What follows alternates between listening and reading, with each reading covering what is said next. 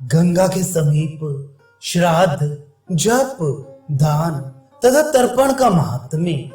श्री महादेव जी कहते हैं, मुनि श्रेष्ठ, ब्रह्म हत्या करने वाला, गोवध करने वाला, सुरापान करने वाला तथा गुरु पत्नी गामी महापापी भी गंगा में स्नान कर लेने पर महादेवी गंगा की कृपा से घोर पापों से मुक्त हो जाता है।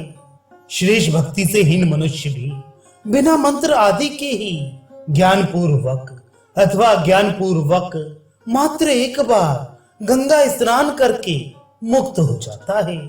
मुनि गंगा तट पर भक्ति युक्त होकर विधि पूर्वक गंगा जल में स्नान करने से मनुष्य को 7 जन्मों में हो सकने वाला अनंत तथा अक्षय पुण्य प्राप्त होता है और उसे विपुल धन तथा परम सुख की प्राप्ति होती है। वह नरश्रेष्ठ सभी पापों से मुक्त होकर परम पद को प्राप्त हो जाता है। यदि मनुष्य गंगा का स्मरण करते हुए अन्यत्र कहीं भी स्नान करता है तो वहां भी उसे गंगा स्नान से होने वाले पुण्य के समान पुण्य प्राप्त होता है। मुनि श्रेष्ठ, जो मनुष्य प्रतिदिन प्रातः काल गंगा के जल में स्नान करता है उस पुण्यात्मा को साक्षात दूसरे शिव के समान ही समझना चाहिए। उसके दर्शन से पापी लोग पाप से मुक्त हो जाते हैं, इसमें संदेह नहीं है। जो मनुष्य तुला, मकर और मेष की संक्रांतियों में गंगा जल में प्रातः काल विधि पूर्वक स्नान करता है उसके पुण्य के विषय में मुझसे सुनिए। वह मनुष्य मार्तकुल और पृतकुल के करोड़ों पितरों का उद्धार करके अंत में अपना शरीर त्याग कर शिवत्व को प्राप्त हो जाता है, इसमें संदेह नहीं है। महामुनि हजारों महायज्ञ तथा सैकड़ों व्रत और पूजा आदि गंगा स्नान की एक कला के भी बराबर नहीं है। माघ मास की शुक्ल पक्ष की सप्तमी तिथि अचला सप्तमी को अरुणोदय काल में गंगा स्नान करने पर मनुष्य सांसारिक जन्म मरण के बंधन से छूट जाता है। उस दिन गंगा के तट पर सूर्य की पूजा करने से रोगी महारोग से मुक्त हो जाता है। यह सत्य है, इसमें संशय नहीं है। पूर्णिमा तिथि को गंगा के जल में विधि पूर्वक स्नान करने से मनुष्य के पाप नष्ट हो जाते हैं और अंत में वे शिव सायुज्य प्राप्त करता है। कार्तिक मास की पूर्णिमा को गंगा का दर्शन करने तथा उनमें स्नान करने से मनुष्य महापातकों के समूह से मुक्त हो जाता है, इसमें संदेह नहीं है। चैत्र मास की कृष्ण पक्ष की त्रयोदशी को विधि विधान पूर्वक गंगा में स्नान करने से मनुष्य समस्त पापों से मुक्त होकर परम पद को प्राप्त होता है।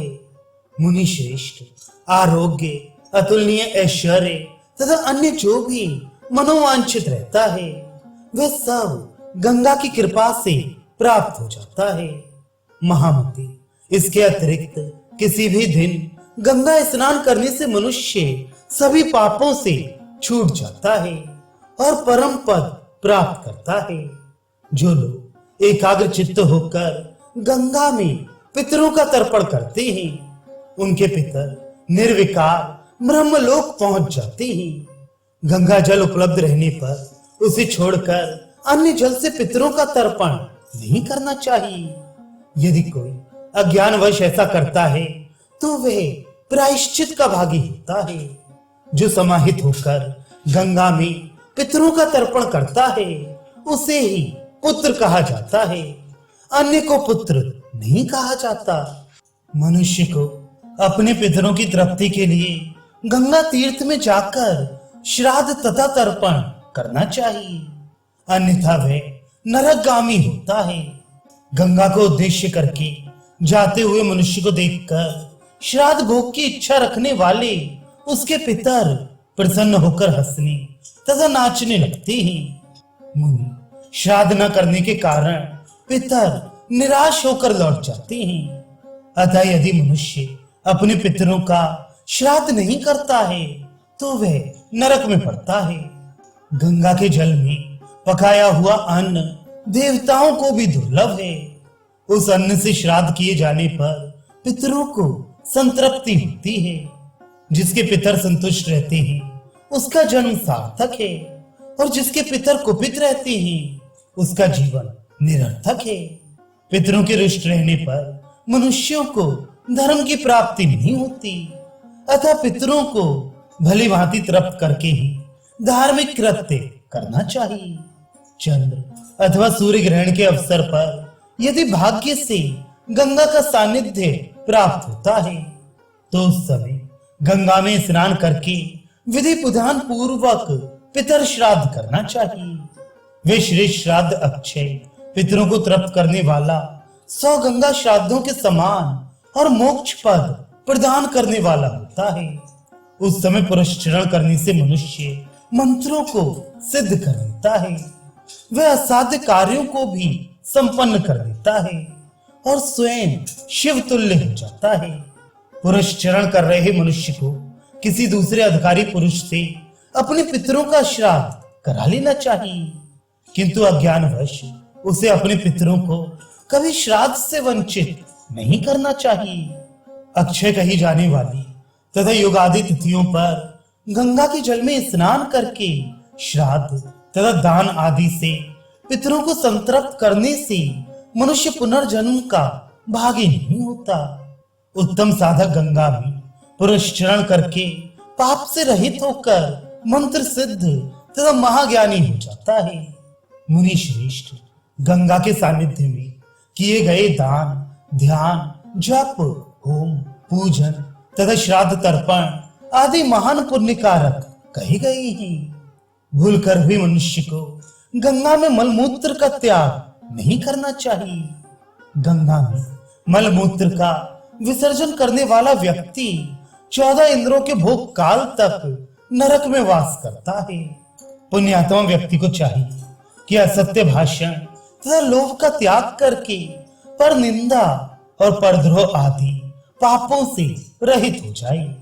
यदि भूल से ऐसा कर देता है तब उस पाप की शांति के लिए उसे गंगा स्नान करके तथा भगवती गंगा को प्रणाम करके उस क्षेत्र से अन्यत्र हट जाना चाहिए। जो पुरुष जल रूपिणी, पूर्णा, परा प्रकृति तथा साक्षात ब्रह्म स्वरूपिणी भगवती गंगा को अज्ञानवश नदी ऐसा मानता है वह अनेक नरकों में जाता है। आदि शक्ति ही प्राणियों की रक्षा के लिए द्रव रूप में निकली हुई है, ऐसी भावना करना चाहिए। गंगा सभी स्थानों पर तो सुलभ है, किंतु हरिद्वार, प्रयाग और गंगा सागर संगम इन 3 स्थानों पर दुर्लभ है। इन स्थानों पर गंगा महान फल प्रदान करती है, अतः महान बुद्धि वाले मनुष्य को चाहिए कि वहां पर विशेष प्रयत्न के साथ स्नान, दान आदि कृत्यों को करे। जो मनुष्य काशी में आकर भक्ति भाव से संपन्न हो विधि पूर्वक उत्तर वाहिनी गंगा में स्नान करता है वह साक्षात शिवत्व को प्राप्त हो जाता है। वह व्यक्ति देवताओं का भी अत्यंत पूजनीय कहा गया है और वहां पर किया गया पितृतर्पण भी निर्वाण प्रदान करता है। विशेषकर सदाशिव की नगरी काशी अत्यंत दुर्लभ है तथा सभी तीर्थों की आदि निवास स्थली है। वह पृथ्वी मंडल के अंतर्गत रहते हुए भी भूमंडल से पृथक है। भगवान विश्वनाथ के त्रिशूल पर स्थित है। महामती ऐसी दिव्य भूमि तथा भगवती गंगा का पावन जल जहां है वहां पापी प्राणियों के लिए भी मुक्ति हाथ में ही है। जहां देहधारियों की माता अन्नपूर्णा स्वयं अन्न प्रदान करती है, जहां भगवती गंगा जल और भगवती सरस्वती ज्ञान प्रदान करती हैं। मुनि श्रेष्ठ जहां मृत्यु, ब्रह्म आदि से श्रेष्ठ परम पद मोक्ष को प्रदान करती हैं और जहां पर जगत पिता विशेषकर मोक्ष मार्ग के उपदेशक के रूप में विराजमान है, उस काशी का जो सेवन नहीं करता वह विधाता के द्वारा ठग लिया गया है। काशी में मणिकर्णिका पर स्नान करने वाला व्यक्ति बिलपत्र आदि से भगवान विश्वेश्वर का पूजन करके शिव सायुज्य प्राप्त कर लेता है। मुनि श्रेष्ठ, गंगा की मिट्टी से तिलक धारण करके मनुष्य जो कुछ कर्म करता है वह सब पूर्ण हो जाता है। जहां कहीं भी श्रेष्ठ मनुष्य गंगा के जल से देव पूजन, श्राद्ध तथा अभिषेक आदि कर्म करता है, वह कर्म चाहे ज्ञान अथवा ज्ञान से हो, विधिहीन हो गया हो, श्राद्ध आदि के लिए अवैध देश अथवा काल में किया गया हो, दंभ भावना से युक्त होकर या द्रव्य रहित रूप में अथवा अन्यायोपार्जित द्रव्यों से या पाप युक्त मन से ही किया गया हो, फिर भी वह निश्चित रूप से संपूर्ण फल प्रदान करने वाला होता है।